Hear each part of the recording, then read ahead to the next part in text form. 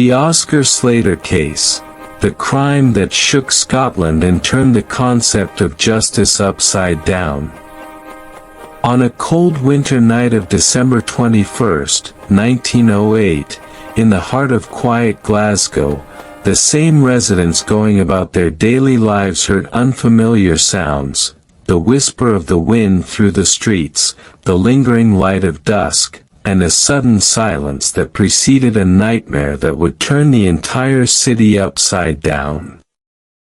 On an upscale street, on the first floor of a spacious flat at 15 Queen's Terrace, lived Mrs. Margaret Marion Gilchrist, an 80-year-old woman, with her only housekeeper, Helen Lambie.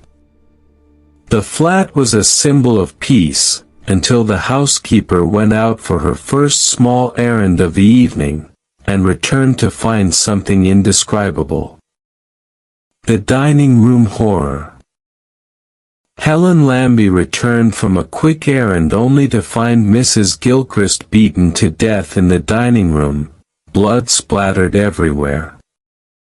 The room looked as if it had been the scene of a tragedy whose cause no one could easily explain.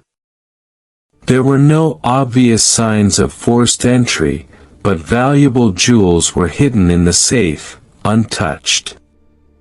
The only thing missing was a diamond crescent brooch, the mystery that started it all.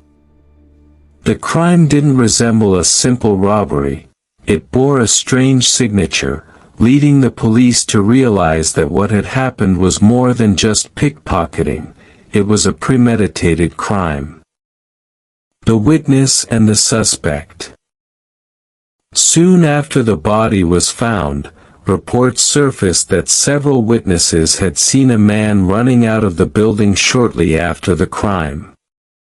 Among them were a neighbor, a 15-year-old girl named Mary Barrowman, and the maid herself, but their descriptions didn't quite match.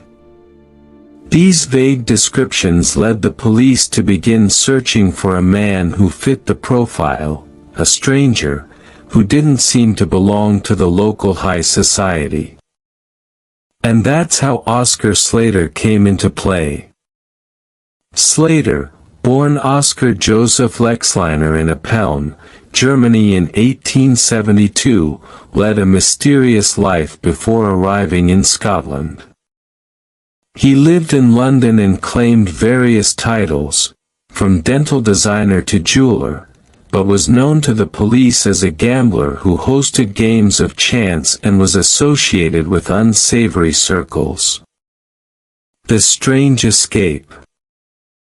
A few weeks after the incident, Slater traveled to Lisbon and then boarded the Lusitania bound for New York, a move that aroused the suspicions of the police, especially after reports that he had attempted to pawn a diamond brooch in Scotland before the incident. Upon his arrival in New York, the local authorities were notified, and he was arrested. A pawn receipt for a brooch was found on Slater, seemingly the same one missing from Mrs. Gilchrist's home, but the investigation later revealed that the brooch did not belong to the victim at all, but rather to a friend of Slater's. Instead of being deterred, Slater decided to return voluntarily to Scotland for a fair trial, perhaps believing he could easily prove his innocence.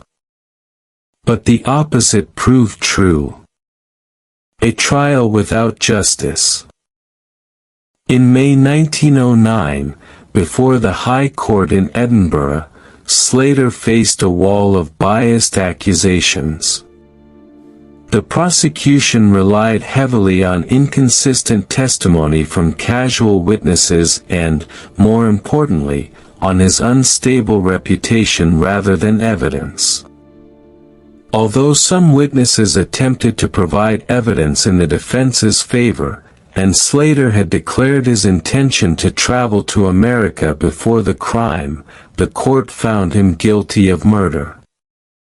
The sentence was death by hanging, a punishment that was not carried out at the last minute. Due to a massive public campaign, the sentence was commuted to life imprisonment just 2 days before the execution. Slater was sent to the notorious Pithead prison in northeast Scotland, where he spent more than 18 years behind bars in harsh conditions, while the world wondered, was this man really guilty? The voice of justice resonates in the years following his trial. Many began to question the credibility of the verdict. Most notably, author Sir Arthur Conan Doyle, creator of Sherlock Holmes, published a famous book, The Case of Oscar Slater, criticizing the way the trial was conducted and revealing serious flaws in the evidence and claims that led to his conviction. A police officer from the original investigation also came forward, stating that evidence had been withheld from the court and that other suspects were closer to the victim than Slater. In 1927, Slater was granted conditional release, and the court acknowledged that the jury had been misled. As a result, his conviction was officially overturned in 1928, after nearly 20 years in prison for a crime he may not have committed. The biggest miscarriage of justice in Scottish history. The Oscar Slater case is not just a murder case. It is a legal drama that transcends time and place, a story that shows how social bias, cultural prejudice, and a misbalance of evidence and testimony can lead an innocent man to years of long imprisonment. This story may stand as a testament that justice is not always what it seems, and that the truth may remain hidden within the folds of human injustice.